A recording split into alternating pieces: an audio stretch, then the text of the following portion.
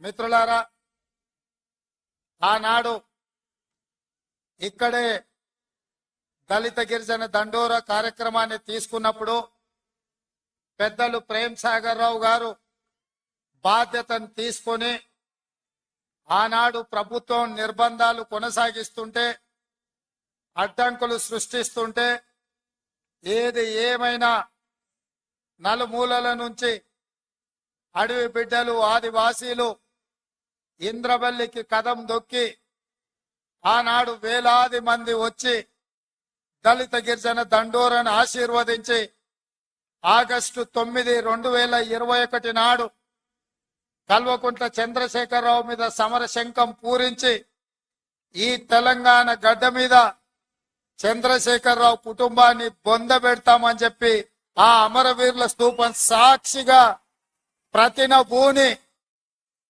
ఆ కార్యక్రమాన్ని డిసెంబర్ 3 నాడు పూర్తి చేసిండ్రు. మీకందరికీ మనస్ఫూర్తిగా ధన్యవాదాలు.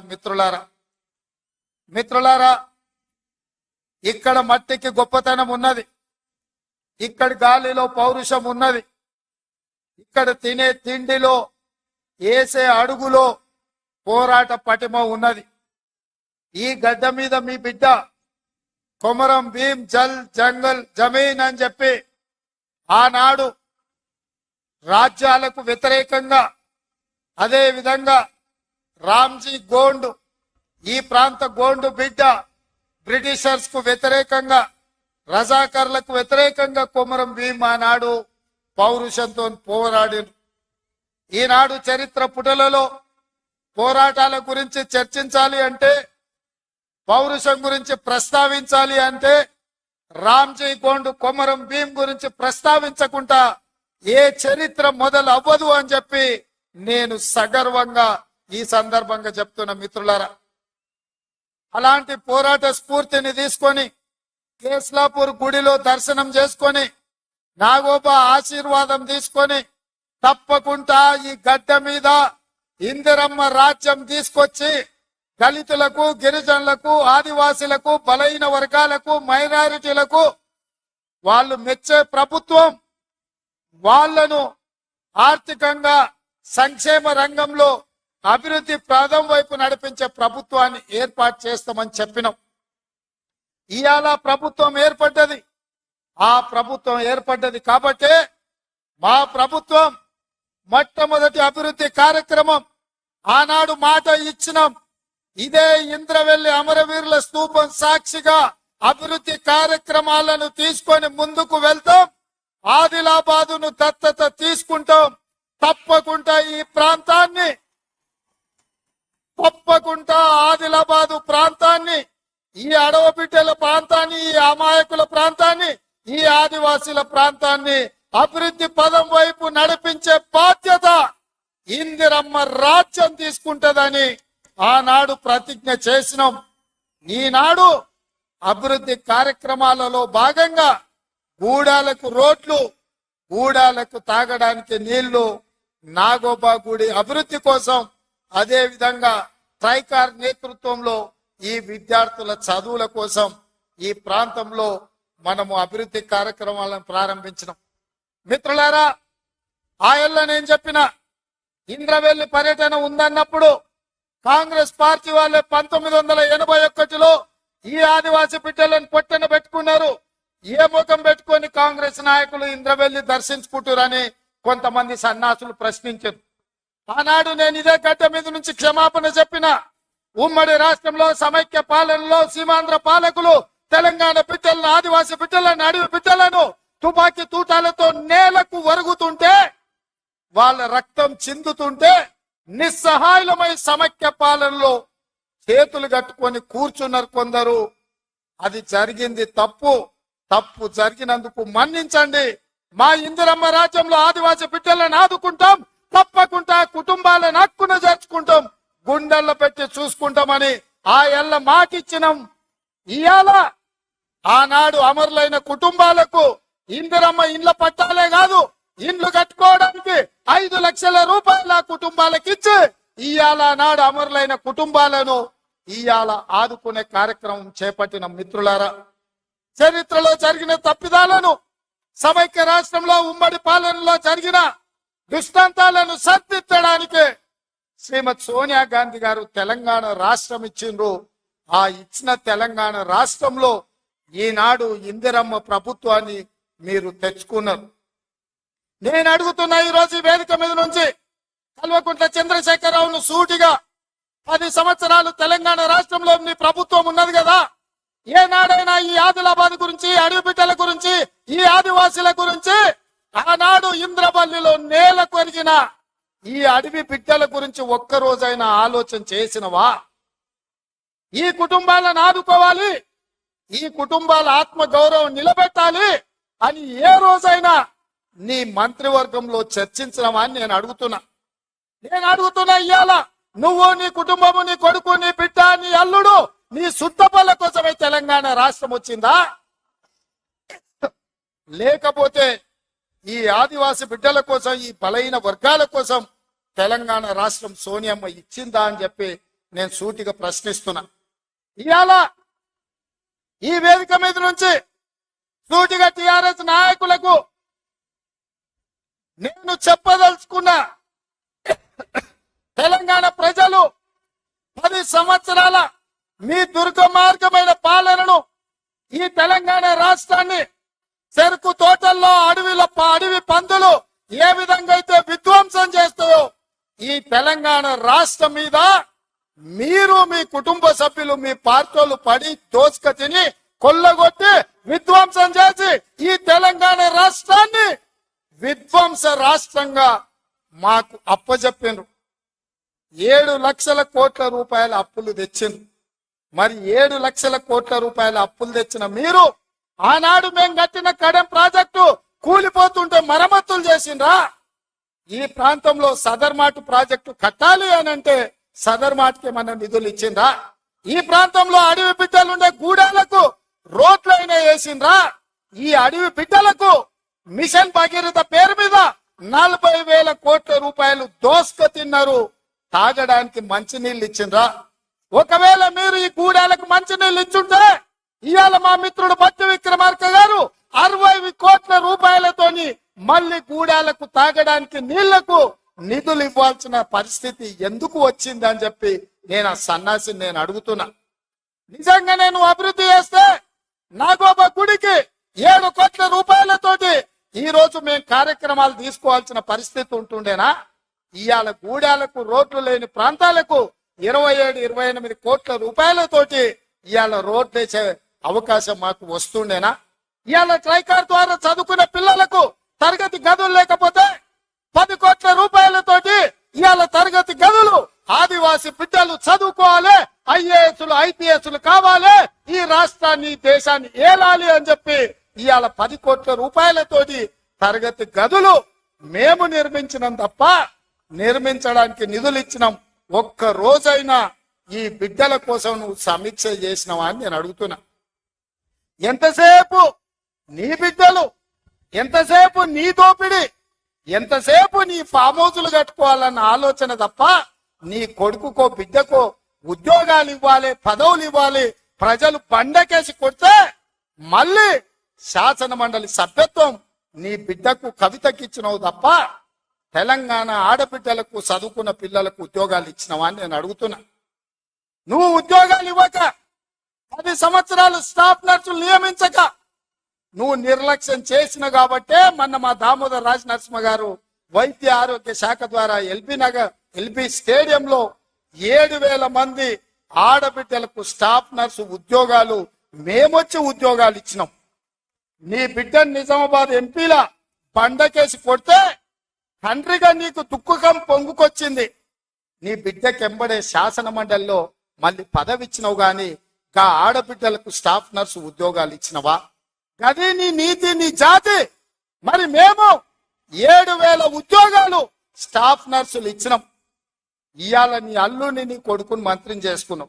కానిస్టేబుల్ ఉద్యోగాలు 15,000 ఉద్యోగాలు భర్తీ చేయక ఆకాశంలో వేలాడుతున్నట్టు త్రిశంకు స్వర్గంలో నిరుద్యోగ యువకులు ఉంటే కోర్టులో కేసు ఉంటే నువ్వేమైనా పరిష్కరించినవా అని నేను అడుగుతున్నా. అందుకే మేము వచ్చిన ఎంబడే హోంశాఖ నా దగ్గరనే ఉంది. డీజీపీని, ఇతర అధికారులను పిలిచి సమీక్షించి వేలాది మంది నిరుద్యోగ యువకులు ఈ రోజు నిరుద్యోగులుగా అమీర్పేట్లలో లేకపోతే అశోక్ నగర్ చౌరస్తాల్లో దిల్సు నగర్ చౌరస్తాల్లో ఇంటికెళ్లి తల్లిదండ్రులకు మొహం చూయించుకోలేక నిస్సారంగా జీవితం గడుపుతున్నారు. వాళ్లకు ఉద్యోగాలు ఇవ్వాలని కోర్టుల్లో ఉన్న కేసులను ఇవాళ త్వరితగతిన పరిష్కరించాలని ప్రయత్నం చేసినాం. నువ్వు ఎంత అడ్డం పడ్డా, నువ్వు ఎంత గగ్గోలు పెట్టినా, బిల్లా రంగాలు మమ్మల్ని ఎన్ని శాపనార్థాలు పెట్టినా 15 రోజుల్లో 15,000 కానిస్టేబుల్ పోస్టులు భర్తీ చేసే బాధ్యత, 15 రోజుల్లో 15,000 కానిస్టేబుల్ పోస్టులు భర్తీ చేసే బాధ్యత మా మంత్రివర్గం తీసుకుంటుంది. మాది బాధ్యత అని చెప్పి నేను ఈ వేదిక మీద నుంచి మాట ఇస్తున్న మిత్రులారా, ఈరోజు తెలంగాణ సమాజం ఆలోచన చెయ్యండి. ఈ తెలంగాణ రాష్ట్రం ఎవరి చేతిలో భద్రంగా ఉంటుంది? ఈ తెలంగాణ రాష్ట్రం త్యాగాల పునాదుల మీద ఏర్పడ్డ ఈ రాష్ట్రం ఎవరు భద్రంగా కాపలా కాస్తారు? ఎవరు భద్రంగా ఈ రాష్ట్రాన్ని అభివృద్ధి పదం వైపు నడిపిస్తారో మీరు ఆలోచన చెయ్యండి. మేము వచ్చే 60 రోజులు కానీ లేదు, 2 నెలలు ఇంకా పూర్తి కాలే. 7 తారీఖు వస్తే 2 నెలలు, 7 తారీఖు ఇంకా 5 రోజులు తక్కువనే ఉంది. అప్పుడే 6 గ్యారెంటీలు అమలు చేయలేదంటాడు సన్నాసుడు. ఆయనతోని శాత కాదు ఎట్లా చేయడంటాడు.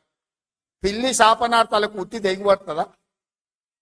వీళ్ళ పొంకనాలు కాకపోతే 10 ఏళ్లలో మీరు ఏనాడైనా పేదవాళ్ళ ఇంటికి 200 యూనిట్లు ఉచిత కరెంట్ ఇవ్వాలన్న ఆలోచన చేసినవా? పేదవాడు ఆత్మగౌరవంతో బ్రతకాలి అంటే ఇందిరమ్మ ఇండ్లు ఇవ్వాలన్న ఆలోచన ఏనాడైనా చేసినవా? ఆరోగ్యశ్రీ పథకాన్ని నిర్వీర్యం చేసినావు. 10 లక్షల రూపాయలు వాళ్ళకి ఇన్సూరెన్స్ ఇవ్వాలన్న ఆలోచన ఏనాడైనా చేసినవా?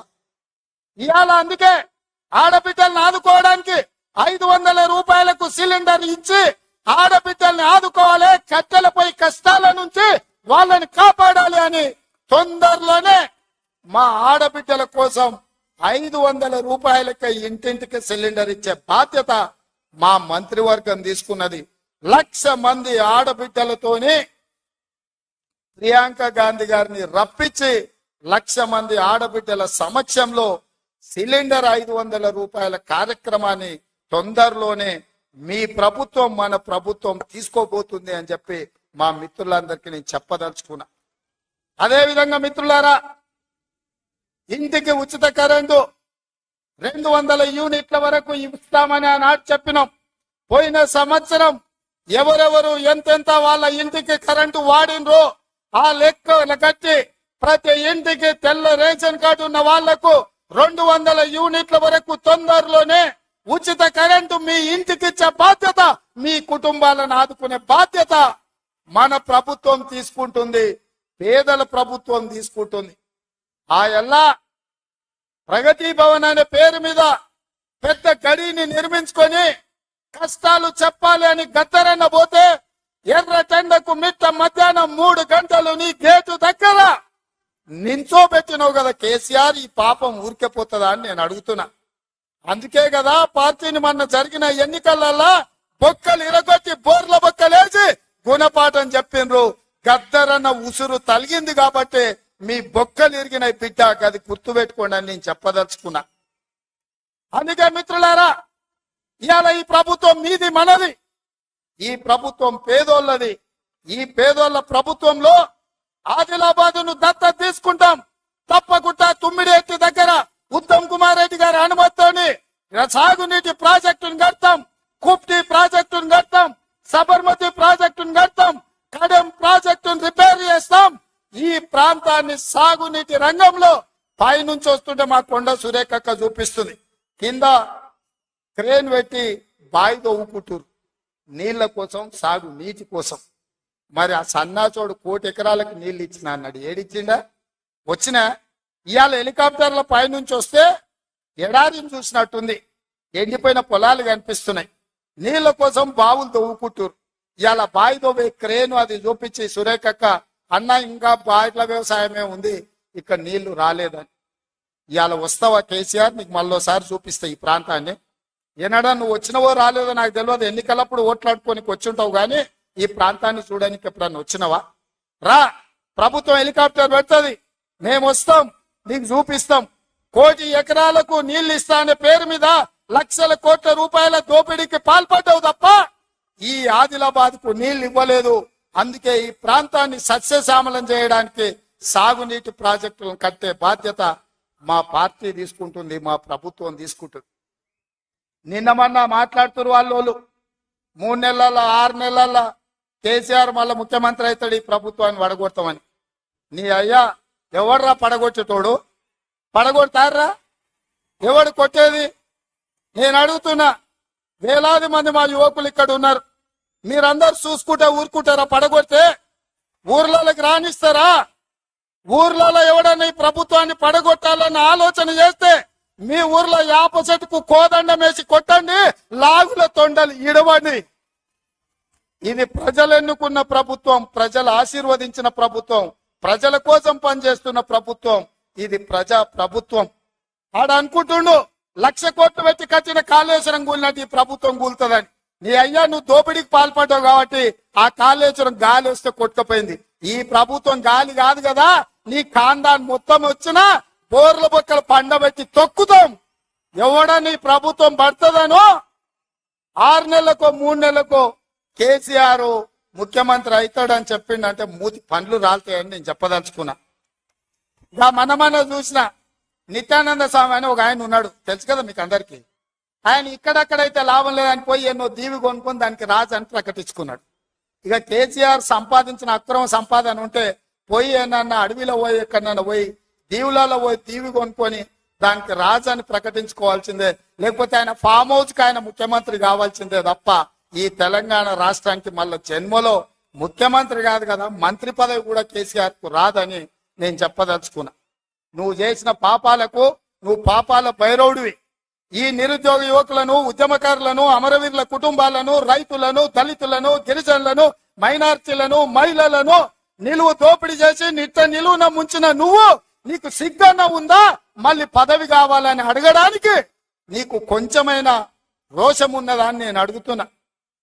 ఆయన మాట్లాడుతున్నాడు 6 నుంచి 8 పార్లమెంట్లు వస్తాయి. ఏంటికొస్తే మళ్ళీ 6 8 ఇస్తే మోడీకి అమ్ముకుందామనా? మొదటిసారి 12 ఇస్తే మోడీకి అమ్మినావు, రెండోసారి 9 ఇస్తే తీసుకుపోయి మోడీకి అమ్మినావు. మారు బేరగాలు కాక ఈడ ఎంపీలు కొనాలి, ఈడ ఎంపీలు గెలవాలి, ఢిల్లీకి వెళ్ళి మోడీకి అమ్ముకోవాలి. దీనికోసమేనా నీ కేసీఆర్? నేను ఇవాళ సూటిగా కేసీఆర్ని అడుగుతున్నా. ఈ దేశంలో ఉన్నాయి 2, ఒకటి ఎన్డీఏ కూటమి, రెండోది ఇండియా కూటమి. ఎన్డీఏ కూటమికి మోడీ ఉన్నాడు, ఇండియా కూటమికి మేమున్నాం. మా దాంట్లోకి రానీయము, మా నీడ కూడా తాకనీయం. ఆ ఇంటి మీద పిట్ట ఈ ఇంటి మీద కాలిస్తే కాల్చి అవతలేస్తాం. నువ్వు ఎట్లకెళ్ళి అవుతావా? మరి నేను అడుగుతున్నా, ఎట్లకెళ్ళి అవుతావు? 1, 2 ఏదైనా గెలిస్తే ఢిల్లీలో తాకట్టు పెట్టి మోడీ దగ్గర గులాంగిరి చేయిస్తాడు ఆయన. అందుకే మిత్రులారా ఆలోచన చేయండి. ఇవాళ ఈ రాష్ట్రంలో, ఈ దేశంలో పేద ప్రజల ప్రభుత్వం ఏర్పడాలి అంటే 10 ఏళ్ళు ప్రధానమంత్రిగా ఉన్న నరేంద్ర మోడీ ప్రతి పేదవాడి ఖాతాలో 15 లక్షల రూపాయలు వేస్తా అన్నాడు. ప్రతి పేదవాడికి ఇల్లు కట్టిస్తా అన్నాడు. ప్రతి సంవత్సరం 2 కోట్ల ఉద్యోగాలు ఇస్తా అన్నాడు. రైతుల ఆదాయం 2 చేస్తా అన్నాడు. ఎవరి ఖాతాలన్న మోడీ 15 లక్షలు వేసిండా మిత్రులారా? వేసిండా? నీకేమన్నా ఇల్లు కట్టించిండా? మీకు ఉద్యోగాలు ఇచ్చిండా? మన ప్రాంతానికి ఎప్పుడన్నా వచ్చిండా? పోనీ మీ ప్రాంతంలో ఆదివాసీ బిడ్డ స్వయం బాబురావుని ఎంపీ గెలిపించిండు, మంత్రి పదవిని ఇచ్చిండా? మరి ఏమి ఇయ్యనప్పుడు ఈ ప్రాంతంలో మోడీకి ఓటెందుకు వేయాలని నేను అడుగుతున్నా. మీరు ఆలోచన చేయండి. ఇవాళ మతం పేరు మీద ఒకడు, మద్యం పేరు మీద ఇంకొకడు రేపు ఎన్నికల్లో ఓట్లు అడగడానికి వస్తారు. ఇవాళ మతం ఒక రకం మత్తు అయితే మద్యం ఇంకొక రకం మత్తు. మోడీ కేడీ ఇద్దరు ఒక్కటయ్యి కాంగ్రెస్ ను అడ్డుకోవాలని చూస్తున్నారు. అందుకే మిత్రులారా, ఆదిలాబాద్ దత్తత తీసుకున్న బాధ్యత మాది, మా ప్రభుత్వాన్ని. మీకు యూనివర్సిటీ ఇచ్చే బాధ్యత మాది, మా ప్రభుత్వాన్ని. మీకు తప్పకుండా తుమ్మిడేట్టు ప్రాజెక్టును కట్టే బాధ్యత మాది, మా ప్రభుత్వాన్ని. తప్పకుండా సదర్బాట్ పూర్తి చేసే బాధ్యత మాది, మా ప్రభుత్వాన్ని. కుప్టి ప్రాజెక్టును పూర్తి చేసే బాధ్యత మాది, మా ప్రభుత్వాన్ని. కడెం ప్రాజెక్టును మరమ్మతులు చేసే బాధ్యత మాది, మా ప్రభుత్వాన్ని. తండాలలో, గూడాలలో, మారుమూల పల్లెల్లో ప్రతి తండాకు కూడానికి రోడ్లేసే బాధ్యత మాది, తాగునీళ్ళు ఇచ్చే బాధ్యత మాది, పేదోళ్ళ పిల్లలకు చదువుకోవడానికి పాఠశాలలు ఏర్పాటు చేసే బాధ్యత మాది. ఈ రాష్ట్రంలో 2 లక్షల ఉద్యోగాలు నింపే బాధ్యత మాది. 2,07,000 నింపినాం. ఇంకా 1,93,000 ఉద్యోగాలల్లా 15 రోజుల్లో 15,000 కానిస్టేబుల్ ఉద్యోగాలు నింపుతాం. ఇవన్నీ చేసే బాధ్యత మాది. అందుకే మిత్రులారా, ఏ ఆదిలాబాద్, ఏ ఇంద్రవెల్లి సాక్షిగా ఆగస్టు 9, 2021 నాడు దళిత గిరిజన దండోర పేరు మీద ఎన్నికల సమర శంఖాన్ని పూరించినమో, మీ ఆశీర్వాదం తీసుకొని గుండెల నిండా మీరు ఇచ్చిన ధైర్యాన్ని నింపుకొని తెలంగాణ మూలల నేను మా మిత్రులందరూ కలిసి సమన్వయం చేసుకొని ఇవాళ ఇందిరమ్మ రాజ్యం తెచ్చినాం. అదే విధంగా ఇవాళ మళ్ళీ రాబోయే లోక్సభ ఎన్నికల్లో ఈ దేశానికి రాహుల్ గాంధీ గారు ప్రధానమంత్రిగా చెయ్యాలి అంటే కన్యాకుమారి నుంచి కశ్మీర్ వరకు 150 రోజులు 4,000 కిలోమీటర్లు మండు టెండల్లో మంచు కొండల్లో నిర్విరామంగా పాదయాత్ర చేసిండు. ఇవాళ మణిపూర్ నుంచి మహారాష్ట్ర వరకు యాత్ర చేస్తున్నాడు. అలాంటి త్యాగం చేసే నాయకుడు, వాళ్ళ నాయనమ్మ ఈ దేశం కోసం ప్రాణం ఇచ్చింది, వాళ్ళ నాయన ఈ దేశం కోసం ప్రాణాలు ఇచ్చాడు, వాళ్ళ అమ్మ ఈ దేశం కోసం పదవి త్యాగం చేసింది. అలాంటి గొప్ప నాయకుడు ఇందిరమ్మ మనవడు ఈ దేశానికి ప్రధానమంత్రి కావాలి, రాహుల్ గాంధీ ప్రధానమంత్రి కావాలి అంటే ఆదిలాబాద్ గడ్డ మీద కాంగ్రెస్ జెండా ఎగరాలి. మీరందరు సిద్ధం కదా? ఆదిలాబాద్ లో ఎంపీ గెలిపిస్తారు కదా? మీరందరు సిద్ధమేనా? మీరందరు సిద్ధమేనా? మీరందరు సిద్ధమేనా? మీరందరు సిద్ధమేనా? జై కాంగ్రెస్. ఫామ్ హౌస్లు ఉన్న కేసీఆర్ గుండెలు ఎదరాలి మిత్రులారా. జై కాంగ్రెస్, జై జై కాంగ్రెస్, జై సోనియమ్మ, జై సోనియమ్మ. ధన్యవాదాలు.